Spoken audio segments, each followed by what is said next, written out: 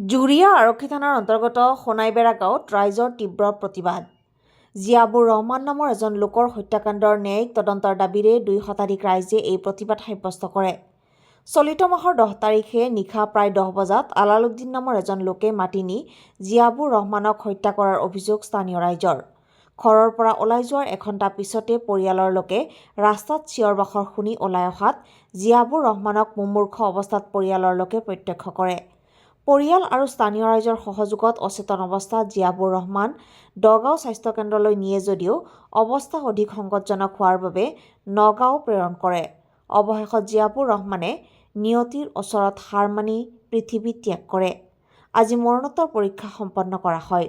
ঘটনা সংক্ৰান্তত পৰিয়ালৰ লোক আৰু স্থানীয় ৰাইজে উচিত ন্যায় বিচাৰে। আমাৰ হাজবেন্ডক আলালুদ্দিন নামৰ মানুহে মাতি নিছিল ঘৰৰ পৰা ফোন কৰি। আমাৰ হাজবেন্ড শুই আছিল, তাৰ পৰা মাতি নিছিল ফোন কৰি।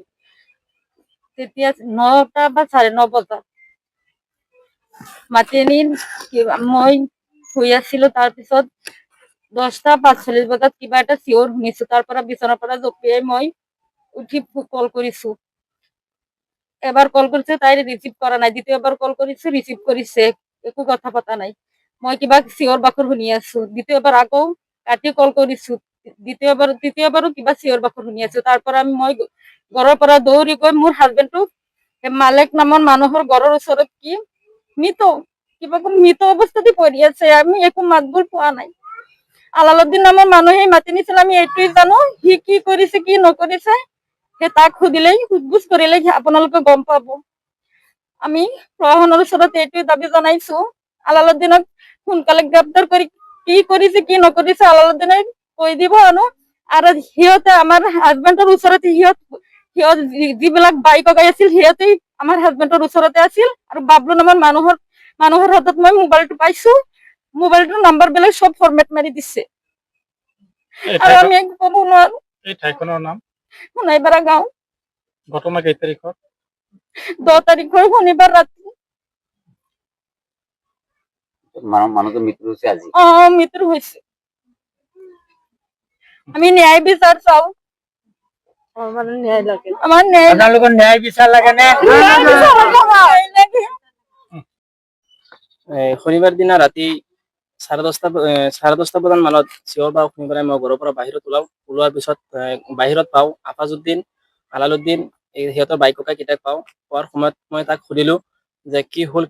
সিহঁতে মোক নকয়, হাল্লা নকৰিব, একো নহয়, তই ঘৰত যা, মনে মনে থাক, এনেকুৱা কৈছে মোক। কৈ পেলাই মোক পিছফালে খেদি দিছে, মানে ঘৰৰ ফালে যাবলৈ কৈছে। পিছত মই পিছফালে যাবলৈ চেষ্টা কৰো। আন্ধাৰৰ পোহৰত মানে মোক সিহঁতে দেখা নাপায়।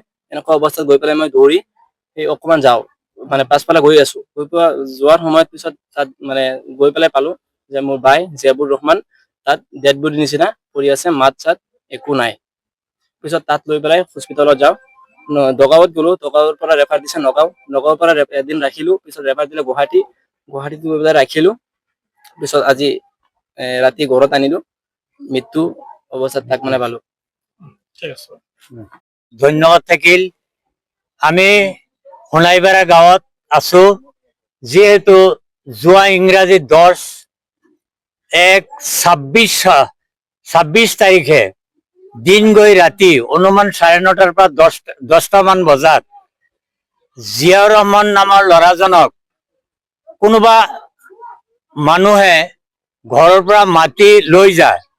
লৈ যোৱাৰ পিছত ইয়াত শুনা মতে 1 ঘণ্টাৰ পৰা 1.5 ঘণ্টা পিছত পৰিয়ালৰ মানুহে, ওচৰ চুবুৰীয়া মানুহে গম পায় আৰু সব মানুহ ইয়াত আহি জিয়াউৰৰ ডেড বডিটো পায়।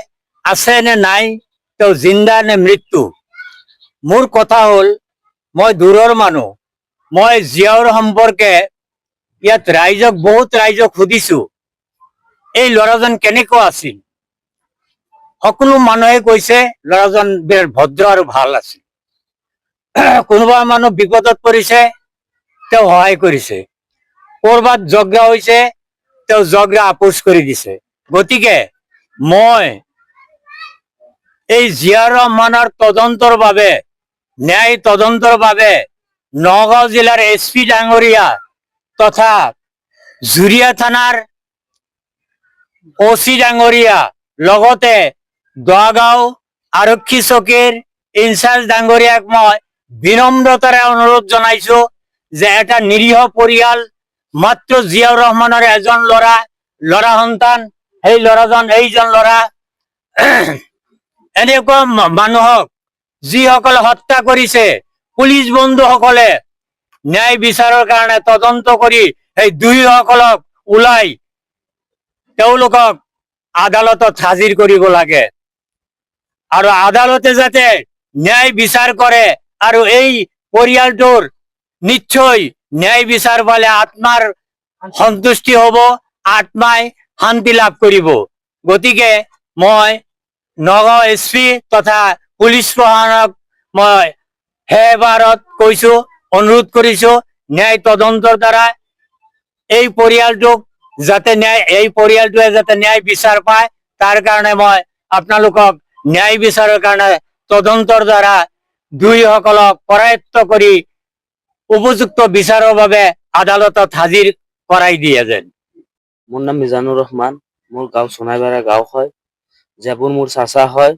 জেবুৰক ৰাতি আনুমানিক 9টা 9:30 বজাত ঘৰৰ পৰা ফোন কৰি আলালুদ্দিন আমাৰ পৰিয়ালৰ মানুহ হয়, আমাৰ দেউতাৰ ডাঙৰ ককাই হয়, 9:30 বজাত ঘৰৰ পৰা ফোন কৰি ওলাই নিয়াৰ পিছত মানে আনুমানিক 1 ঘণ্টা 1.5 ঘণ্টাৰ পিছত আমি এটা চিঞৰ বাখৰ শুনো। চিঞৰ বাখৰ শুনাৰ পিছত মানে মই ভাবি আছো কিহৰ চিঞৰ বাখৰ হৈ আছে। এইটো সময়ত মানে ইয়াত আলম নামৰ ল'ৰা এটা মোৰ চাচা, এইটোৱে গড় হয়, সি মানে ৰাস্তাত আহিছে। ৰাস্তাত অহাৰ পিছত আহি পালে আফাজ নামৰ আৰু জমিৰ নামৰ 2টা মানুহ পাইছে তাক। পোৱাৰ পিছত আফাজক সুধিলে, আফাজ ভাই ইয়াত কি হ'ল? একো হোৱা নাই, তই মনে মনে চুপচাপ ঘৰত গুচি যা, ইয়াত একো হোৱা নাই, গুচি যা। তাৰপিছত মই ইফালেদি গলো, যোৱাৰ পিছত মানে আকৌ শুবলৈ গৈছো মই। এইটো সময়ত মই মানে গম পাইছো ৰাস্তাৰে কোনোবাই মানে মানুহ খোজকাঢ়ি আছে, দৌৰি আছে।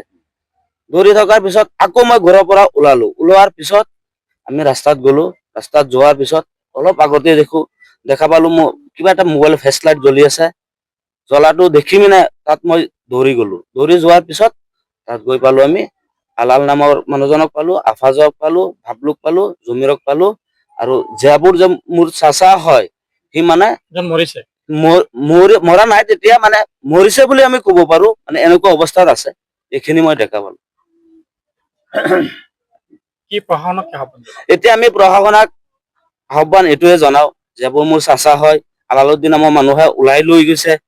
সি কি কৰিছে নকৰিছে সি জানে, কিন্তু আমি এটা বস্তু ভালকে কব খুজিছো, আমাৰ এইটো ন্যায় বিচাৰ লাগে। আপোনালোকৰ সন্দেহ যে আলালুদ্দিনে ষড়যন্ত্ৰটো কিবা হৈছে?